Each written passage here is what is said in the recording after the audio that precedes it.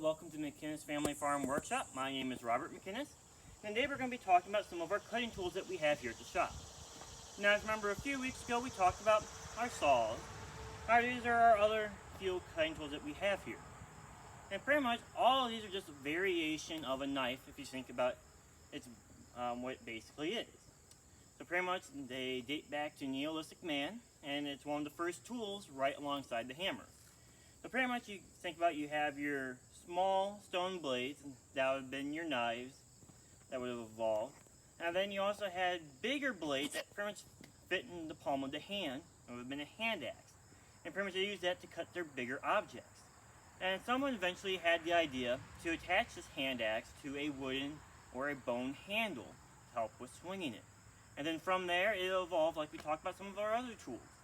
Like it got someone else, and they first made it out of hardened copper, then they went to bronze, then the iron, and then eventually steel to what we have here today. So, the one kind of tool that you've all probably seen before and know about is the axe here. So one of the tools that we have, or one of the jobs that we have for this axe, is going to be for cutting down trees, or to fell them. So pretty much if we want to cut down a tree, we find a tree that we want to cut down. Usually it's going to be a taller tree, a little bit bigger, so we can get more wood products out of it. We come up to it and we want to cut close toward the roots, as close as we can, so we can get more wood out of it. And what we're basically going to do is we're going to come down and swing in our down. We would cut down at one angle, then come back and cut at another angle, and make like a V. So we go.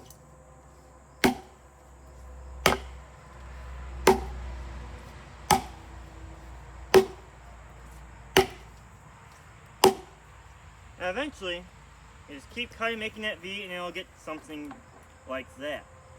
So now either we can just keep going until the tree falls, or we can actually go around the tree and do the same thing to help make it go a little bit quicker. However, when felling a tree, you do want to be careful and make sure you know where the tree is going to fall. Usually that's going to be the way it's going to be leaning. Because you don't want to get away when the tree is falling, or that's how you get really hurt. So a lot of times we'll use the axe to fell trees. Most popular way right now, however, the two-man saw is starting to pick up in popularity. You can also use it to cut firewood. It's another job that you guys usually probably use it with your own axes at home. However, the other tool that, or job we use it on the farm, is to make beams for our buildings. So we take a big log, put it on the ground like this. Usually we'd have it put up on supports as well. However, this is just a little demonstration.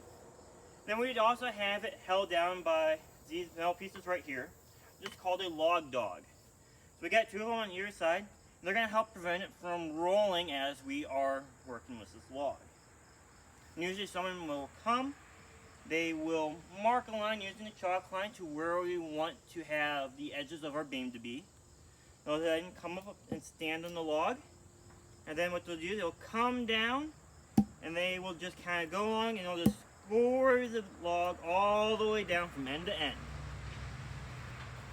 After that, they will come along, and then they will hit it, and then they'll start making that side flat, what we call hewing a log. So, you remove these log dogs really quick, kind of see what a hewed log is going to look like eventually. Then you just keep doing that, you keep turning the log until you have a perfectly squared piece of wood. So downside with using a axe to hew the wood, you're going to leave score marks in your beam. If you have an exposed beam, it doesn't look the prettiest.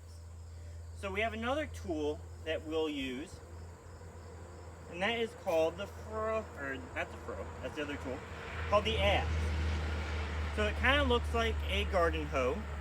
However, it's a little bit different. It's a shorter handle, has a heavier head on it, and if we also look at it as a beveled edge to make it nice and sharp. Compare that over to our garden hoe. Longer handle, flat piece of metal, usually a little curved, wider blade, and it doesn't have a bevel on it because it doesn't need to be sharp to cut anything. So So the adze is pretty much the solution they came up with to hewing our piece of wood nice and smooth, leaving those unsightly score marks. So we're going to flip our log a little bit to reattach the dogs by just pounding them into the ground and into the wood.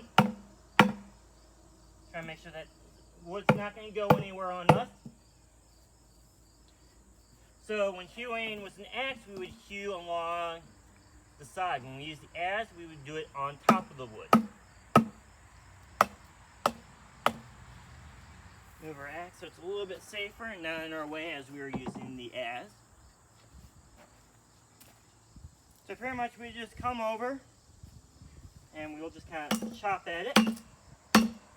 We'll just kind of slowly chip away the wood until it gets nice and smooth for us and gets nice and flat. So it won't leave the score marks like our axe. If you don't really care about the looks, it will be a little wavy. However, if you're really good, you can get perfectly smooth. So if we are really care about how smooth it is for our beams, we can also get a tool that's called a pit saw. It's pretty much a 2-man saw that's framed. However, the problem with a pit saw is you have to be very skilled to use them. You need 2 people, and you need a heck of a lot of setup for it. And just out here on the frontier, don't find a whole lot of them. It's pretty expensive too. So usually out here we're going to be using the axe and the adze for our hewing our building timbers. So going back to the axe, said one of its jobs is for cutting up firewood. However, it can be kind of difficult moving that big heavy object down. It can also be a little dangerous too. So a different tool that we could use for help chop our firewood is what's called a furrow. It's pretty much just a big long knife blade attached to a handle. And we use that with a furrow club here.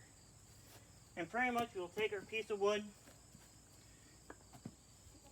get it to where we want it to be at, and we just go hit it, and we'll just split it right down the center just like that. So it doesn't use a whole lot of force like you would in an axe, and it gets it pretty straight. So other than firewood though, there's a lot that you can do with this tool. You can make glassing to decorate buildings. You can make thin clapboards like this for different projects you may have. But another thing we can do with it is we can also make roof shingles like these guys. So pretty much the only tool that you can get a roof shingle this nice and flat is by using the furrow. It's nice and accurate, makes a good cut. You don't really have to worry about cutting yourself or damaging your wood. So pretty much we can make these roofing shingles and overlap them like that. Then we just put them onto our building. So if you didn't have a furrow and you still needed to make shingles like this, another cutting tool you could use would be a hatchet. It's pretty much just a smaller axe with a shorter handle. However, we don't have one of those on the farm currently. It's out somewhere being borrowed by one of our neighbors. So those are our cutting tools that we have here at the shop. I hope you learned and enjoyed learning about them. Now I'm going to take my axe and I'm going to go cut down a small tree that we have growing up in our garden.